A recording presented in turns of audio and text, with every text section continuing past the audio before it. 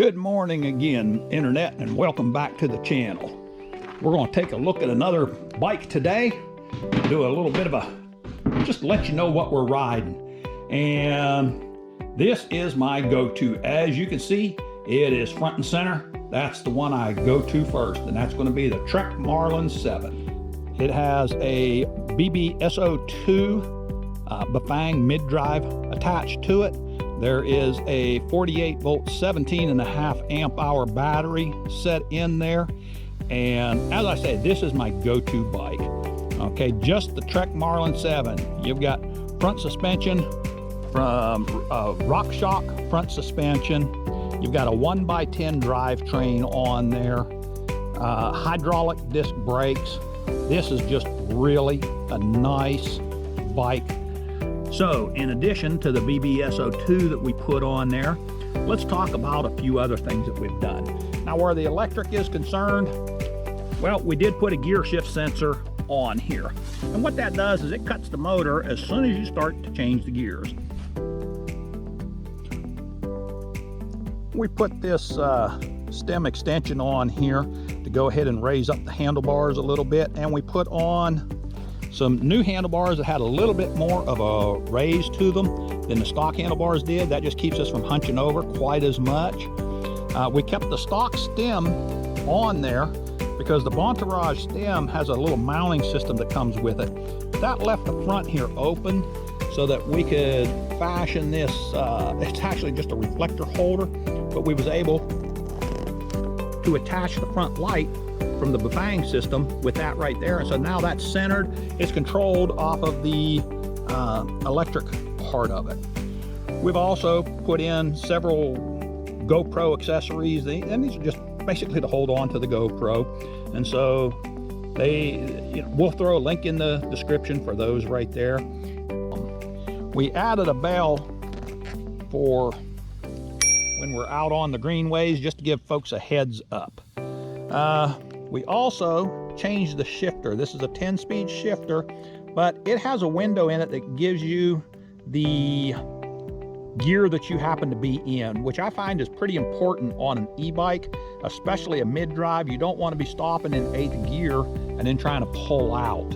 So that's kind of handy to know what gear you're in while you're riding it there.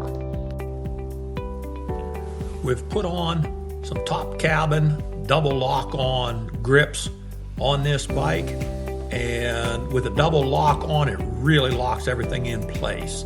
The other nice feature about them is they have end caps on them. So on the left side, we've left the end cap off and applied a bar end mirror made by Sanctus.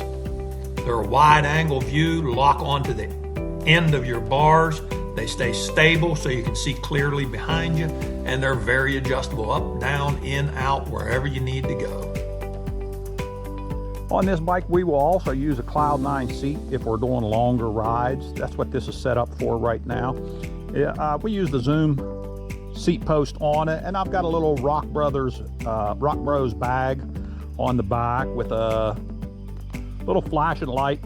If I happen to be in traffic when I'm riding, we'll use that.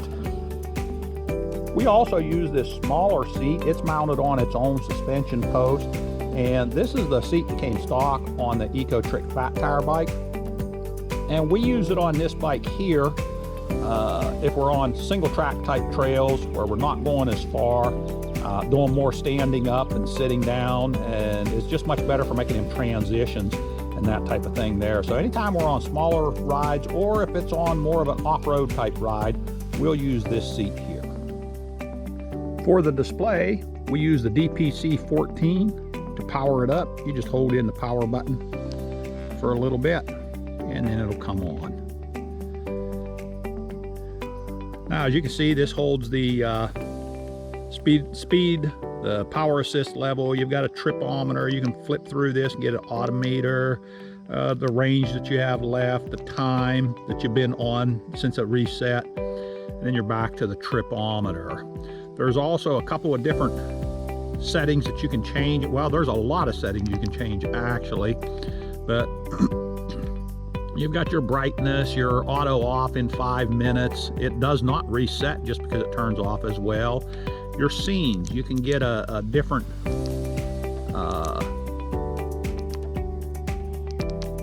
display here, and this one here is just set up a little bit different. That's the analog display. I'm not crazy about that one because it's just smaller letters, hard to see. So we'll go back, we'll set that back to the digital, and you've got your battery percentage, or you can get voltage on that, or you can just turn it off. Power indicator, your clock. You come down here, well, we're gonna set that. Now we're at voltage that's on there instead of the percentage.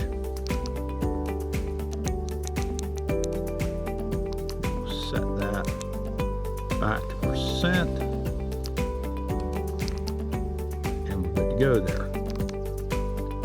Now you can come down, these 3 dots, those are getting you into the wheel size that you have, the battery. There's a USB port on the very bottom, and it's kind of difficult to get to with the stem right there, but you can open that up and you can charge your phone from it. There is a light sensor on here. We'll talk about that in just a second. And then you can get into your advanced settings where you can change the top speed and that type of thing. For our phone mount, we use this right here. This lever or screw right here turns everything in to grab a hold of your phone. And then there's a lever on the back to open up for your phone. You've got these little stick-on foam spacers here, and they control the thickness of everything. It's good and adjustable.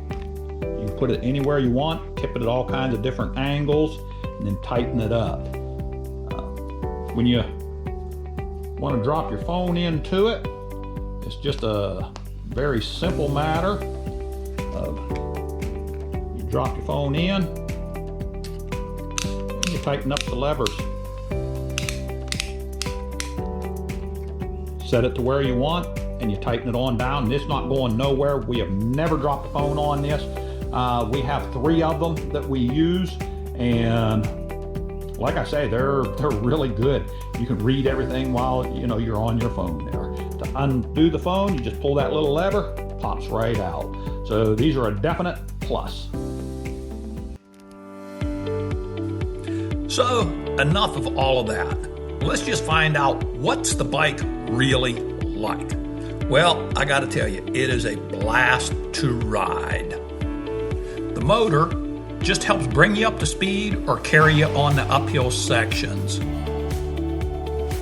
Maintaining that speed typically is going to happen under your own power, and it is not difficult at all. But I do need to say, a mid-drive kit like this is not for everyone. It does have its own challenges that it presents you with.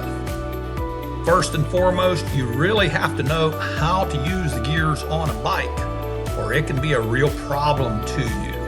Also, the chain line, you've got to have that rear derailleur tuned really fine to get smooth shifting, because the chain line is not going to be as straight as a pre-built, pre-purchased electric bike. If you're really into heavy off-road mountain biking, the ground clearance is not too good on something like this. For lighter use on trails, it's fine, but if you're getting into really heavy-duty stuff, that ground clearance is going to be a problem to you jumping across logs and things of that nature. You also have to stay up to date with the maintenance on it. Keep a check on that motor, make sure that it doesn't get too loose at all. Make sure that sand doesn't get down between the motor mounts and the frame, that type of thing right there. But if you're pretty handy with that type of thing, I gotta tell you, the cost is, you just get a phenomenal return on your investment with a bike like this. And I believe we'll end this video right here. There are some things we didn't go over, such as the programming cable to get inside the controller on this, and several other areas that we hadn't really touched on. If you guys are interested in learning some more about that, shoot it into the comments and we'll see about putting together a video on something more specific, something more detailed. But for now, we're going to go ahead and end this one here. All I can tell you is stay safe, God bless, and keep them wheels rolling. Till next time, Internet, I'm out.